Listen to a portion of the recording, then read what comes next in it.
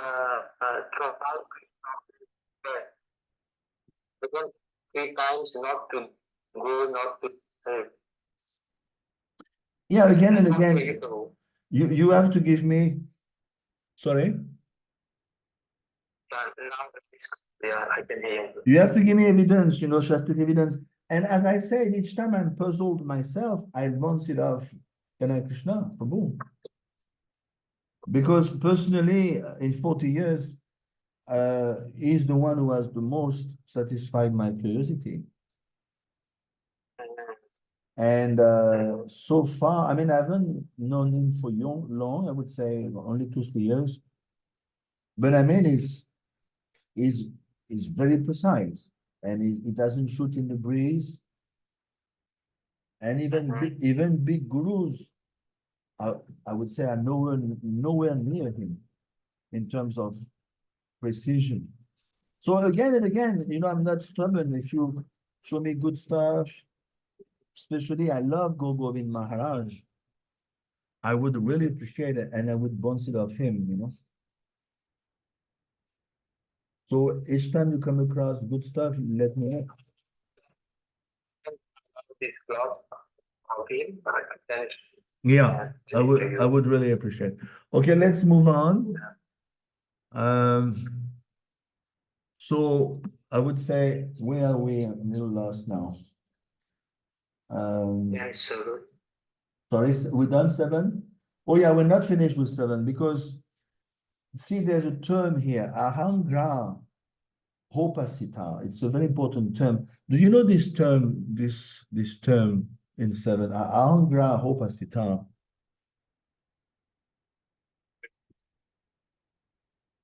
It comes again and again in this section in 7 and 10. Can you explain ahangra hopasita? What does it mean? Who are those guys?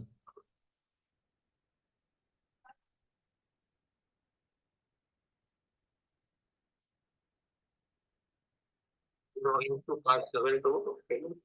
Yeah, 257, even 510. The same point comes again and again. In one word, it's called ahangra opasita. It appears in 7. I don't know if you can understand, but it's an important point. 257, you can look. Even Samahita or Guram. And into Bhagavatam 257, in the purport, Srila Prabhupada talks about that term, ahangra hopasita.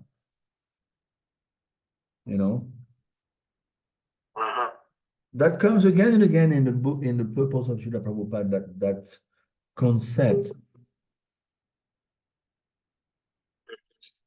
So, I mean, it's not so difficult to explain. You just read the purport. So one would declare himself to be God. Yeah.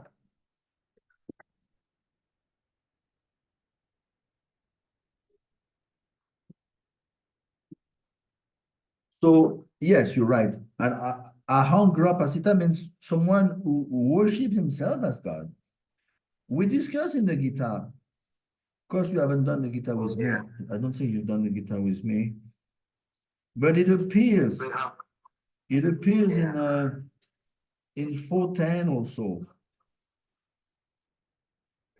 Let's see.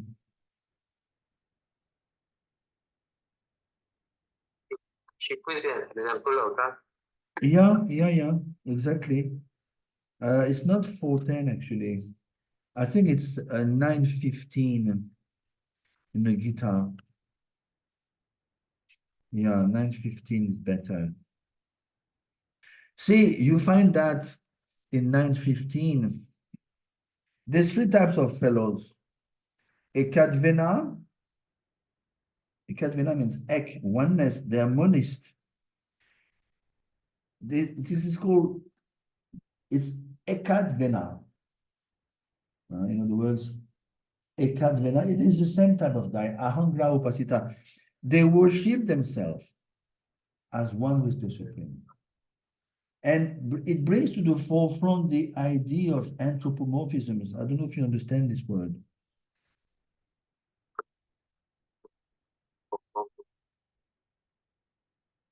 No.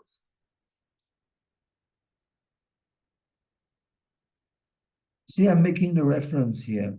You should write it also. That's how you build your knowledge. When you see a point appears in 915 and 257, you bring it up. And then next time you teach that, you can make the relation. You follow? Yes, yes, no. So this way it's called cross-referencing. After some years, you become quite good at that. And it builds your, it widens your knowledge. So anyway, to go back to the topic, Ekatvena in 915, Ahondropasita, it is a false concept of anthropomorphisms. Some people think, even the Egyptians were like this, by worshipping,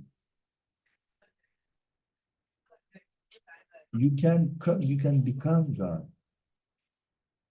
That's totally ludicrous because God is God. You can become godly, yes, as a devotee, no problem, but you cannot become God. So this false concept is called Ahangra Prasita. And we should be very clear that people cannot become God. Otherwise, it's called anthropomorphism. You project man, and in other words, the right verb is to deify. Yes, you deify man into God. And even more lowly, zoomorphisms. Egyptians were good at that. You deify an animal as God. You know, I don't know if you know the Egyptian civilization. They used to put demigods with head of animals, of birds, of cats, and leopard. You know? So it's called zoomorphism. It's a very gross level of divinity of worship. Very, very gross. And they fell down. They had a good start, but they fell down quite badly. They became totally corrupted quite badly.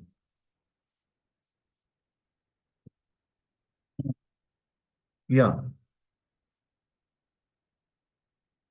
So I think we all set. Let's see if I've got more stuff. Perhaps we're into 7. So it's clear. There's no process we can make us God. We can become godly, yes. So Sridhar Swami explained here 7 and 8. He says, Narad is not a fool. He knows that you please, my dear father, explain to me as far as I can understand. Because I noticed that when you discuss with high-flowed devotees, there's certain things you cannot understand.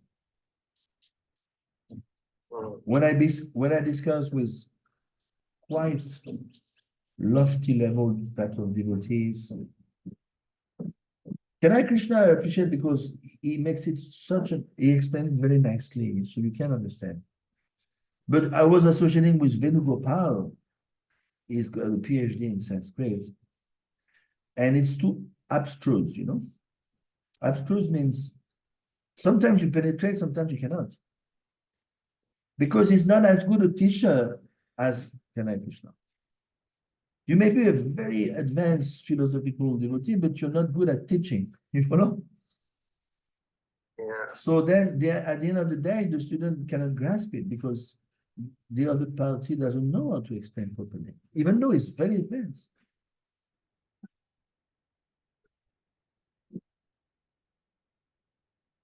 So anyway, Narad is the very name of Narad. Narad means he gives to others. He gives bhakti to others.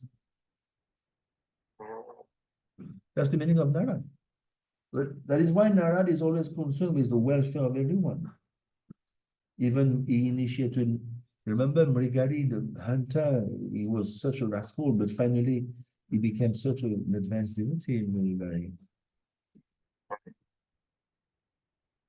So the idea is not to harm anyone. This is the point. So let's move on. Etanme prichata sarvam sarvagya sakaleshvar vijanihi yate vedam aham buddhye nusha sitaha. My dear Father, you know everything, and you are the controller of all. Therefore, may all that I have inquired from you be kindly instructed to me so that I may be able to understand it as your people. Echoing Atman. Sorry, Prabhu? When I'm speaking, it's echoing. Yeah, for me it's kind of okay. So yeah, it's teacher wise. This is 8 is a good teaching instruction. Because again and again, it's good to know and to relish even, but are we able to present it so it can be understood? That's the job of the teacher. He has to put himself in the shoes of the student. That's why, what is his name? Brial Bridong, I remember he used to say, the best teacher is the student. And the best student is the teacher. It's a very good point. Because the if you want to know if you're a good teacher, ask the student. They won't lie. You know? In other words, they will stay if they're able to understand, otherwise they won't stay. As simple as that. If we see the position of Brahma and Narad Muni, Yes. like Brahma is God and also a great devotee of the Lord. Yeah. But Narad Muni, it looks like an unconditional devotee, like. So is he like more elevated than Lord Brahma?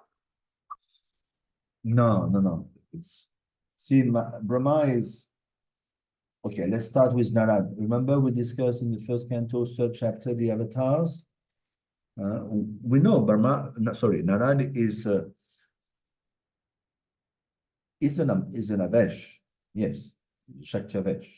Let's find that verse. I've got the first canto here. So we can start with Narad. Narad is definitely a very special advanced devotee. Is technically speaking, I can tell you the verse. It's in the beginning of the 3rd chapter, first canto. It says right here, yes, 138 is an empowered incarnation, that's clear. So it's Shakti-Avesh. He's called Gyan Bhakti Shakti Amsha Avesh, according to Jiva Goswami. Gyan Bhakti Shakti Amsha Avesh. So basically, it's Shakti-Avesh. And Gyan Bhakti. So what is his specialty? Is Gyan Bhakti. Of course, mostly Bhakti, we know. He's always into Nishkarmya. Narad is the one who is expert in Nishkarmya. We have seen that in the 5th chapter of the first canto. Nishkam Kama Yoga. Do something for Krishna. Engage your senses for Krishna. So, no doubt he's very particular. Is Devarshi Narad, is the Rishi amongst the demigods. So, he's from Siddhalok. His planet is Siddhalok, which is a satellite of Brahmalok. So, he's not a human being, we know that. But I mean, still, we cannot equate him with Brahma. Brahma is Swayambhu, Atmabhu, Vidhi, Hiranyagarbha. Brahma has no mother, is directly coming from the Gambodgasha Vishnu is still on a much higher platform. Is Gunavatar, is Mahajan. I mean, and oftentimes is a Jiv. At times, if there is a dearth of proper Jivs, qualified proper Jiv, sometimes Vishnu steps in, just like for Vyasadeva also, Vishnu may step in. So no, we cannot compare. Brahma is much higher platform. Oh, In other words, Brahma is got 78% in total of the qualities of Krishna. Only he has got 78% in total. We have 78% in minuscule, in infinitesimal quantity. And of course, more Krishna conscious, it varies from one to the other Jiv. One Jiv can have 78% more than you. What to speak of Nara, he's got more than us, but still he cannot equate his father. Yeah. So let's get down to 9, or we have done 8. So in other words, 8 is mostly a teaching verse, how to teach properly. It's called preaching application. We have to teach so that the student be equipped with personal application to sharpen his preaching tools, you know. The main thing of a teacher is to equip the student so he can in turn teach and preach and like that. So 9, Brahmovaj, Samyak Kalunika Siedam Vatsate Vichikit Sitam Yadaham Chodita Somya Bhagavad Virya Darshane. Lord Brahma said, Dear boy Narad, being merciful to all, including me, you have asked all these questions because I have been hired to see into the prowess of the Almighty Personality of Godhead. So, Brahma is very grateful to Devarshana Radmani for putting those questions where he has to meditate on the Supreme Lord. Yeah.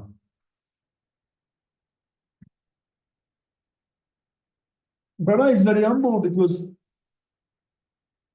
he's kind of saying in 9, you are very merciful to me by asking me those questions.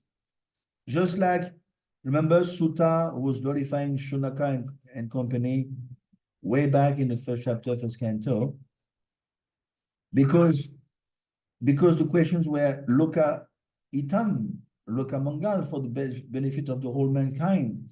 So Sutta acknowledged, yes, your questions are very pleasing to me because they are so well asked, so well, they are concerning the whole welfare of mankind. So I'm very touched by your questions. In the same way, here Brahma is revealing, is very much eager to share because the student has such a good mood. I've been inspired. We have to remember that, I don't know, we are jumping ahead, but I don't know if you know the Chateau Shloki of the Gita, of the Bhagavatam, but it is a fact. Right before the Chateau Shloki, there's a key verse, 2931. This is Krishna speaking, and Sri Bhagwan Uvaj. It's not Vishnu, it's not Vishnu, it's Krishna, the Supreme. No? This is Vasudeva. This is not even Vasudeva Krishna. This is Nandanandan Krishna. And this is what it says: Gyan Vigyan, Gyanam Param Guyam Me. What I'm going to tell you, because it's right before the Chateau Shloki. This is the verse right before. He goes, Gyanam Param Guyam Me. What I'm going to tell you now is Maha Guyam. Param Guyam means it's Maha confidential. Then he goes, Yad Vigyan Samanvitam. What I'm going to tell you has to be realized But it goes Sarahasyam Tadangamcha. It has to be realized in conjunction with Bhakti. If you just remain a Gyani, my dear Brahma, 2931, you're not going to make it. It has to be Sarahasyam. Sarahasyam means Sarahasyam, Samanvitam, Sarahasyam means in coordination with Bhakti. And then it goes Grihana Gaditam Maya. Then you will get the intelligence, just like 1010. Remember, Tashamsa Tata Yuktanam, Bhajatam Priti Purvakam, Dadani Buddhi. I give Buddhi because he's got pretty, he wants to know me, so I'm giving him Buddhi Yoga. So, this is the point. And here in 259, Brahma is telling, I've been inspired to see into the prowess. He has been given entry. Brahma, you will see in the second canto, Krishna is so pleased with him, he will let him as a gift, a reward. Lord Narayan told Brahma, please come and visit me in Vaikunt as an excursion. You know? It's just like when we saved New Mayapur 30 years ago, I'm writing a book. Then my Guru Maharaj, he was very pleased and he said, please, I'm inviting you to South Africa. I pay everything for you. He was very pleased. And my Guru Maharaj, he invited me and I stayed a long time, like 1 month, he paid everything. He was very, very pleased. So in the same way, you will see Brahma is going to do his work of Visarga, sub-creation, and Narayan will tell him, wow, you come, I'm inviting you to my place, come to Vaikunt. And Brahma is going to come to Vaikunt as a guest. This is an amazing passage you will see coming up in the second canto, perhaps at the end of second. And he will shake his hand. Narayan is going to shake the hand of Brahma and say, I'm very happy with you, thank you. And Prabhupada says this is the beginning of handshaking.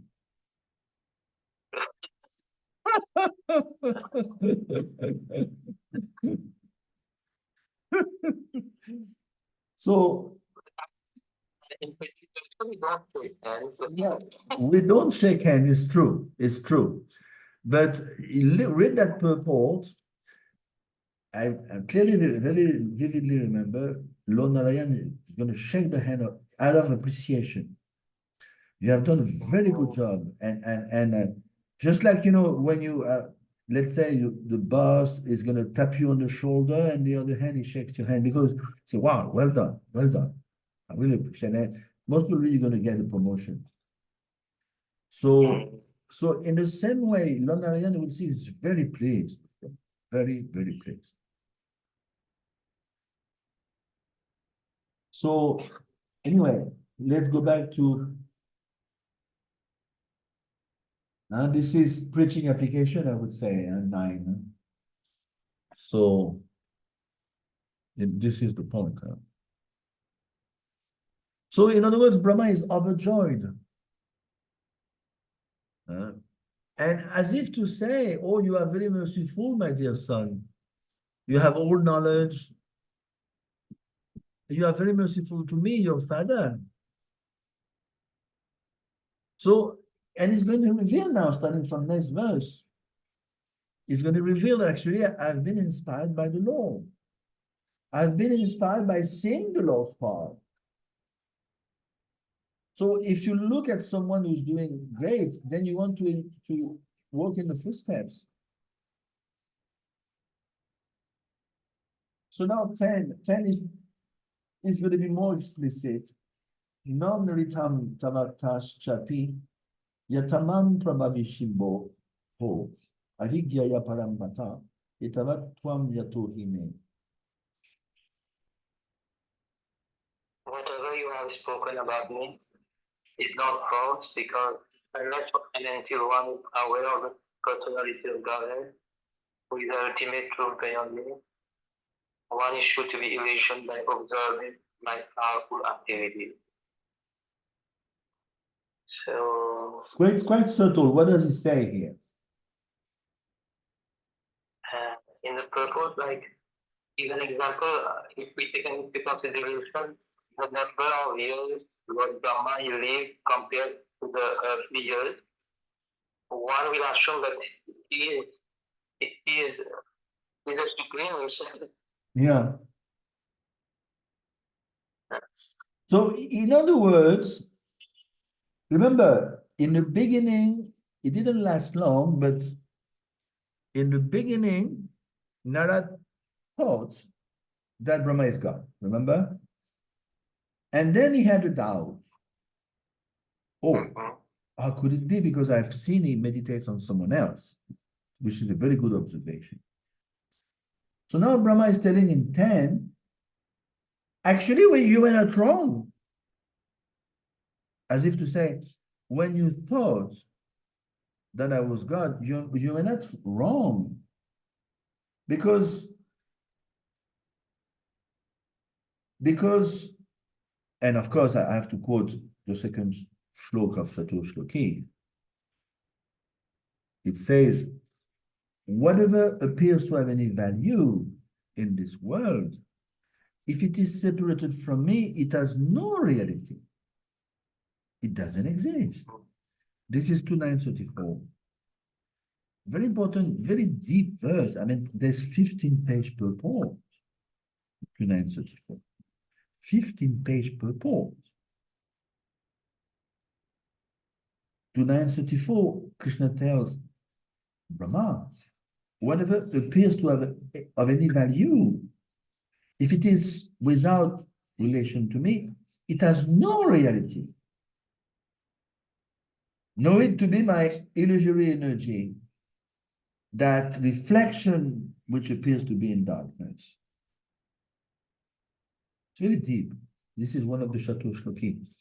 So, in other words, my dear Narad, don't feel a fool because you become bewildered. You were thinking I was God, but everyone is illusioned by observing me. You're not the first one who's going to come to that conclusion. Because Brahma has been specifically empowered. Specifically. I mean, if you hang out with Brahma has a body made of intelligence. Anyone will come to the same conclusion. I mean, I don't know if you know this kind of planet, Brahmalok, there's descriptions. It's unimaginable. Death doesn't even exist.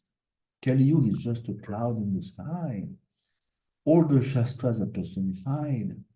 Brahma has no gross elements in his body. His body is made of pure intelligence. So anyone on the planet will be, in the universe even, will be bewildered by his level.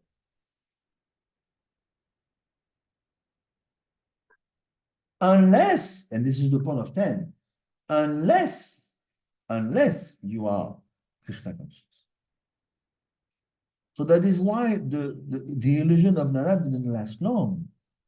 Very shortly, he came to a different afterthought. Oh yes, I can see you meditate on someone else. Hence, there must be someone high. Otherwise, it's totally natural to fall under the illusion. You know, because it's a different caliber. Brahma is way beyond any demigods. Even we see, you know, Hiranyakashipu, he can make the demigods freeze out of fear just by the frowning of his eyebrows. But that concerns the demigods. But Hiranyakashipu is a little boy compared to little boy. He knows Hiranyakashipu has absolutely no power against Brahma. He has power against demigods, but there's a huge difference between the demigods and Brahma. They're like little children compared to.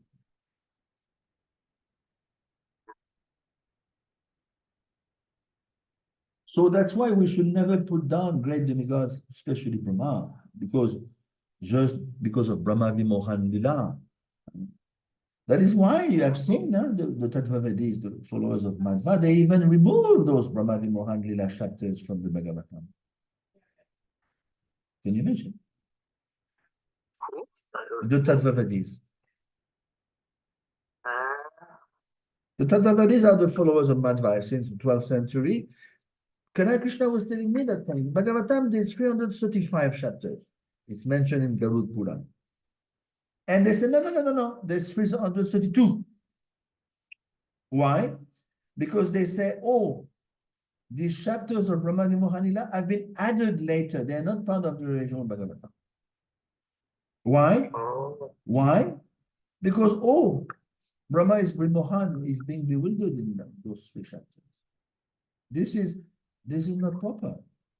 Proper, I mean, Mahaprabhu was not happy with that. That is why we are not, we say Brahma, Madhva, Gaudiya, but technically we accept their belonging just for the sake of being connected to powerful Sampradaya. They're very powerful. Madhva is so powerful, but in terms of Siddhant, we go way beyond the Tattvavadis. Our Siddhant is much higher than their Siddhant. There's no comparison. We have Jiva Goswami, we have Mahaprabhu. Mahaprabhu is Supreme Personality. So we accept our connection to them, yes. Brahma, Madhva, Gaudiya, okay. But we don't dilute our philosophy with theirs. You follow? Yeah. We pay obeisances. They are great personality. Madhva is unparalleled. Is himself expansion of Vayu. Baladev, sorry, Vyasadeva explained Brahma, Madhva is going to become the next Brahma. Can you imagine?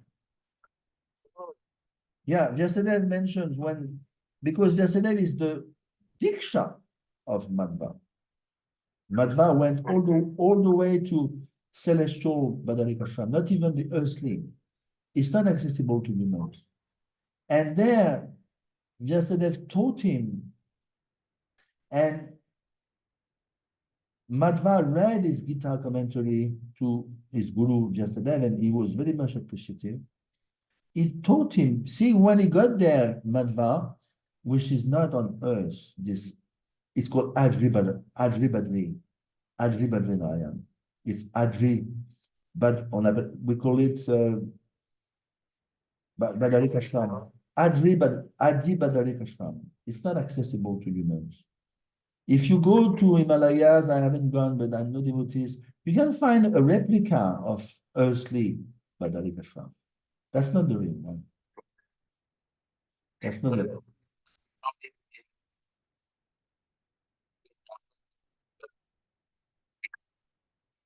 Yeah, and there's also one in the Himalayas, but it is in the celestial Himalayas, not accessible to humans.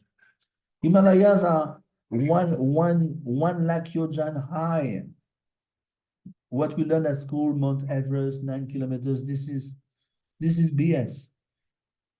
Bhagavatam explained it's 1 lakh yojan. Yojan is 8 miles. Whatever we learn at school is totally irrelevant. They are little boys and girls. So all this to say that Vyasadeva told his disciple, you're going to become Brahman next life. And he told him, you are the most intelligent Jeev in the creation. So we cannot deny that Madhva is Maha advanced, but nowhere near Mahaprabhu. Mahaprabhu is a supreme. And Jiva Goswami is a Manjari. You know, it's still a different level.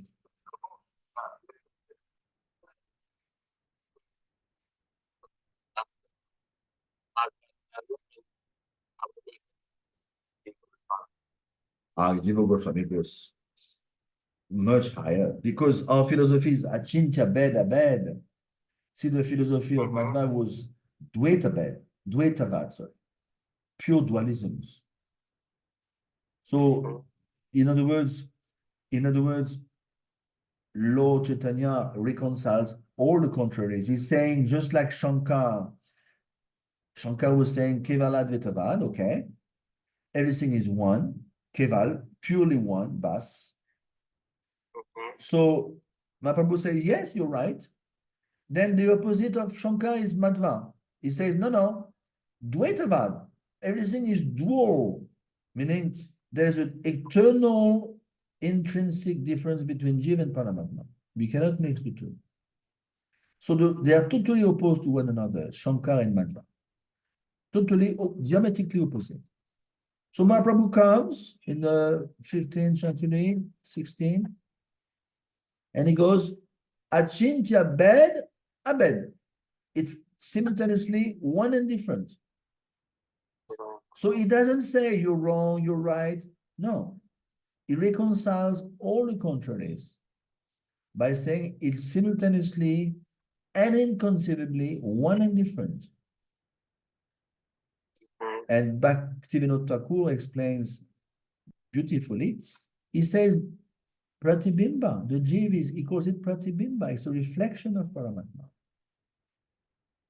See, Bhaktivinoda Thakur has his own language. He's the only one who has his own language. He has his own vernacular, Bhaktivinoda Thakur. And Prabhupada said, my favorite author is Bhaktivinoda Thakur. One time he told Guru Das, if I could be 10% of Bhaktivinoda Thakur, I'll be so happy. And he started crying. So we cannot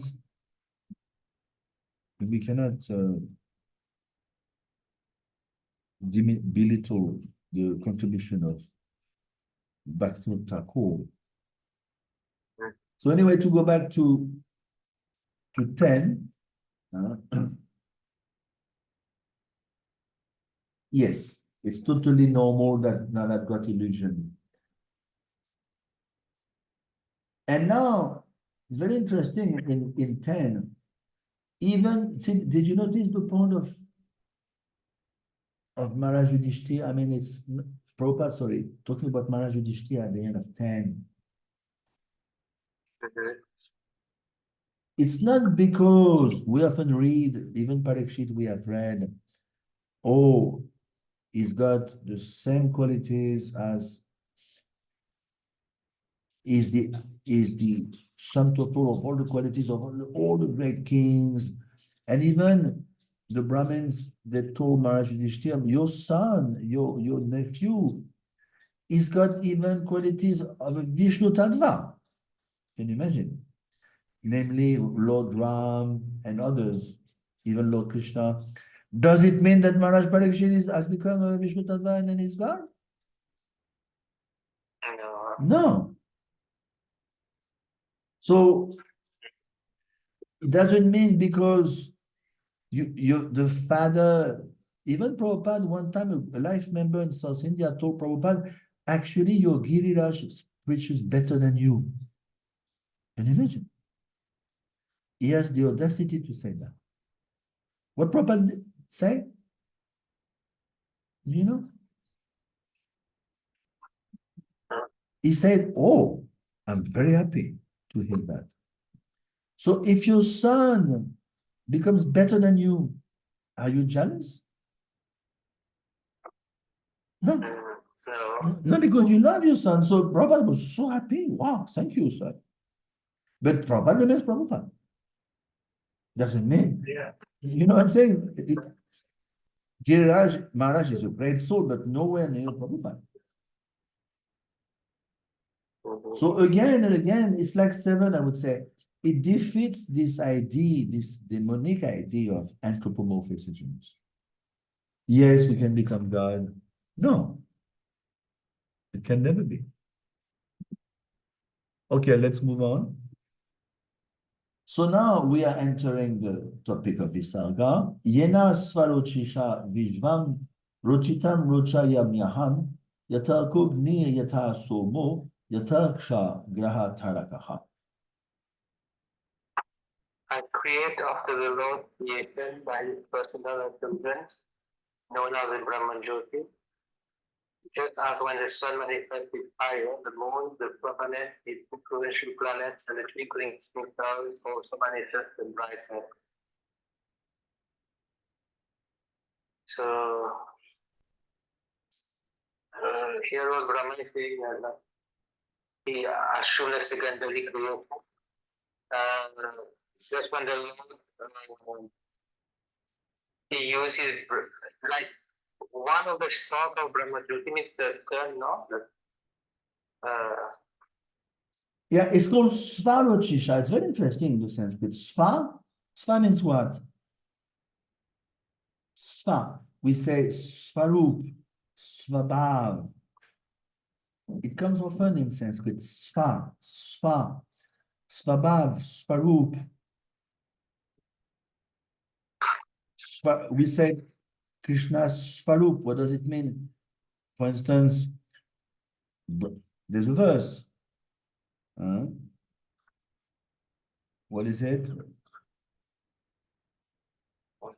It says,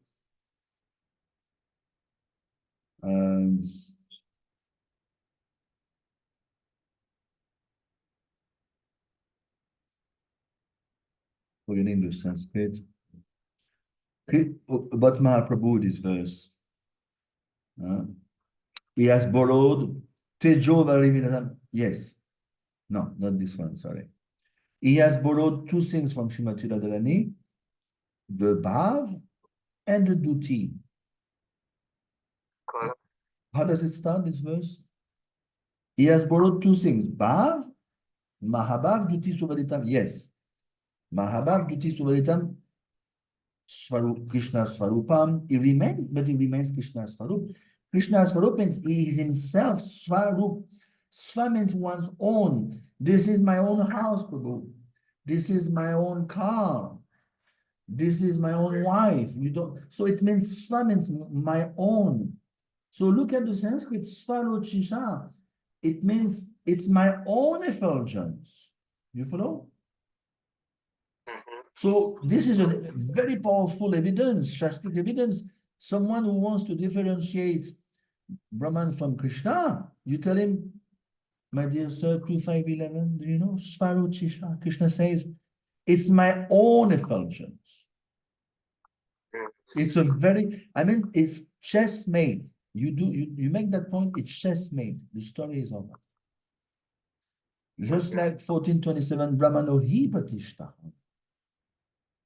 Krishna says, I'm the source of Brahman.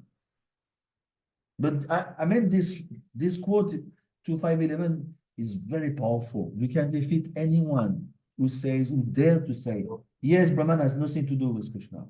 On the contrary, they will say, on the contrary, no, Krishna is an offshoot of Brahman. Can you imagine?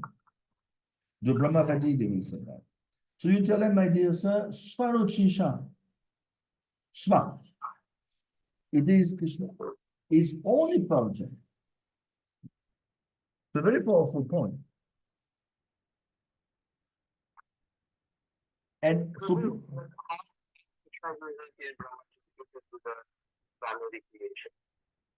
say it again, Prabhu.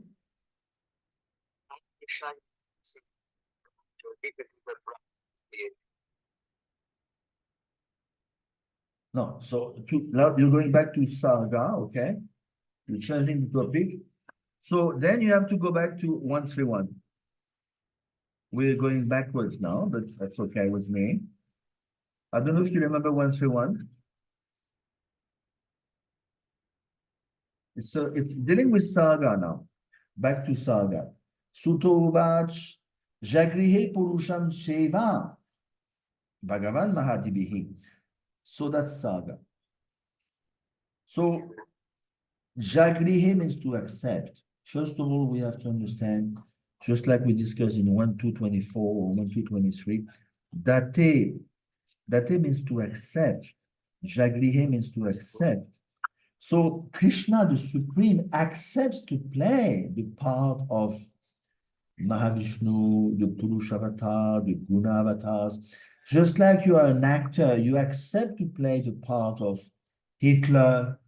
Then 2 years from now, you accept to play the part of Julius Caesar. You follow? You accept to play the part of Donald Trump. You are an actor, you're expert in acting. You know how to play. So Krishna accepts to play. But in other words, we are thinking this is Mahavishnu. But 131, Jagrihe Purusham Rupam. It is the Lord who accepts to play the part of Mahavishnu. Bas. Then he goes, Bhagavan Mahadadebihi. How does he do Sarga? This is the answer, Prabhu. 131. Mahadadebihi. Then he goes, Sombhutam Sodash Kalam, with the 16 original ingredients. Sodash Kalam. Sodash means 16. This is our this. What's the relationship with Brahma Jyoti? No, Brahma Jyoti, so then it looks like you haven't read the purport of today's lesson. Because we're coming to that. I don't know if you read 11 thoroughly, because the answer is there. But did you notice? In other words, Pratishta, Prabhupada quotes 1427 in 2511, he goes, Brahmanori Pratishta. And Pratishta means that which establishes. So it is mentioned, and it looks like you haven't read the purport at all, because the answer is right there. Yeah, you should read the purport. So it says, it's right here. Let me find the sentence for you. This Brahma Jyoti is all pervading. This we know. Savam Kavinam Brahma, okay? And all creation is made possible by its potential power. Then it goes further down. Therefore, the potential seeds of all creation is the Brahma Jyoti. And the same Brahma Jyoti, unlimited and unfathomed, is established by the Lord. So in other words, Savam Kavinam Brahma, everything rests on Brahma Jyoti. The spiritual world, the material world rests on Brahma Jyoti. Everything rests. The Brahma Jyoti is the effulgence of the body of Lord. Everything rests on Brahma Jyoti. Even in the 5th canto, it's mentioned, why is the sun bright and bedazzling? Because it reflects a tiny portion of light from the moon. And then why the moon is also bright and brilliant? Because the sun reflects off on the moon. So in other words, Savam Kavinam Brahma, everything is Brahman. That is why many people, they genuinely conclude that yes, the ultimate reality is Brahman. That is why, again, we see in Sri Show 15, Iran Mayina Patrena, Satya Syapaitam Mukam. Please, my dear Krishna, remove this bright effulgence. I cannot see you. It's blocking me. So the devotee knows better.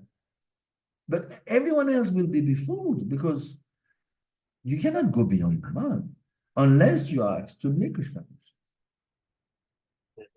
That is why even devotees, even Gyanis and Munis, they will chant Hare Krishna. Even they are willing to play the game of the sadhaka, but for the sake of merging. They are using bhakti as a via medium to achieve their ends. You follow? So only Bhakti Siddhanta Saraswati Thakur, he says that point. He says only a Mahabhagavat can, how does he say? Can claim, yes, it's the right verb, can claim higher than Brahman. Only a Mahabhagavat. Because once you are into Brahman, the Brahmanand is so blissful, you have no mental problem, no anxiety. You have absolutely no problem. You don't have to make a living to put bread on the table. You are self-realized. You are Brahmabhut. It takes, Bhaktisiddhanta explained, it takes billions of years to get over that. Billions. It is such a blissful state. We have been wandering in this material world, Brahmanta, Brahmatigono, Bhagavan Jiva, since time immemorial. So you go to a state that's absolutely no problem to do. Who's not going to buy into it? Many devotees, they want to leave this world because this is just a hellish world.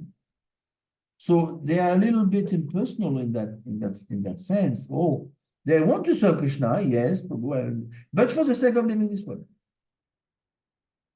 So Prabhupada explained in the Shri Show, as long as you want to leave this world, you're a Kanishta.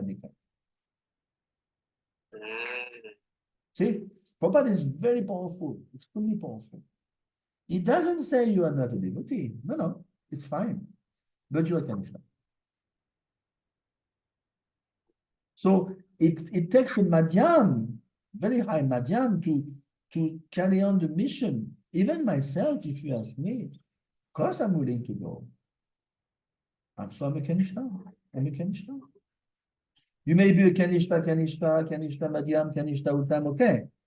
But when we sing in the morning, Shri Guru, Sharanapan, we know in that song there is a line, I want to come back birth after birth, right? It's not Kanishta type of level. This is Madhyam, very high Madhyam, even Uttam. Because Narottam is an Uttam, is Mahabhagavat, is Nityasiddha. So this song is very high when we say, oh, I want to come back birth after birth. This is not the claim of a Kanishta. Kanishta will admit, yes, Prabhu, I want to go. I'm sick and tired. Perhaps we will go to a higher level in 10 years or 5 years, whatever. But Prabhupada is very clear. He's saying you're a Kanishta. If you want to leave this world, it means you're a Kanishta. If you return back from the Brahmajyoti to the material world, you can become a Brahmajyoti. Yeah, that's a different story. Let's say you are sent, just like Prabhupada was sent, is a Shaktivesh, even more. My guru used to tell me, it's an offense. He used to tell me, I remember, in private, it's an offense to think Prabhupada is a Shaktivesh. He was telling me, he was telling us, I was not alone, he's a Vishnu Parikam. So if you tell, oh, Uddhav is a Shaktivesh, that's an offense. I mean, Uddhav is much more than a Shaktivesh. So in the same way, if you tell, oh, Prabhupada is Shaktivesh, just like you say Jesus Christ is Shaktivesh. I don't know about Jesus Christ much, but it's an offense to say that, to limit that to only Srila Prabhupada. You know? That was the point of my guru. So when did we start, Prabhu? I forgot exactly. When did we start the class? 6:30. Oh, we can stop here, but we want. How long? I mean, I don't want to. How long has it been going on? I forgot. Because I didn't read from 11 onward. Oh, I see. So is it been going on for 2 hours or not? Huh? Yeah, almost now. Almost 2 hours. Yeah, because I started at 6:30. You guys were late. Let's see the time. Yeah, I think it's about 2 hours. It's 10 to 9 here. AM. Yeah.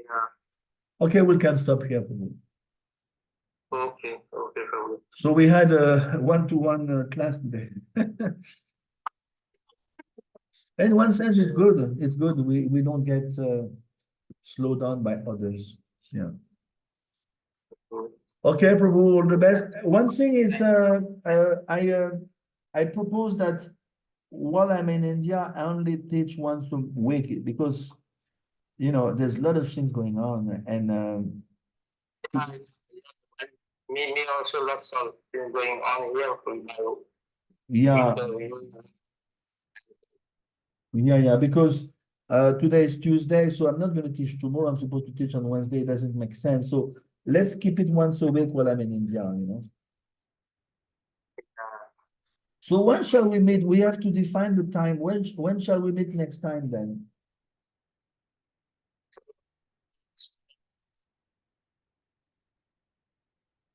Because you have to tell me now, and I will tell the others. What would be the good time for you? Sorry? Next Wednesday. Oh, okay. So at your place it will be Thursday morning. Now be careful, I'm a little confused. So you saying you want me to teach at what time?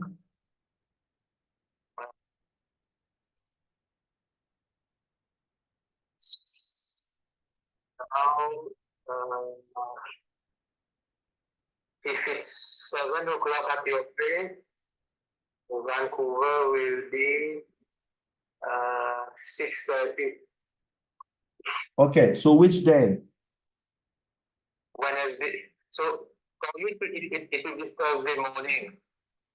So, Here it will be Wednesday night. oh, I see. Okay. Wednesday. So let me write it down then. Let's be on the same track. Today is the today is 12, okay. So you're saying I should teach next week? Let's see. Let me get it right.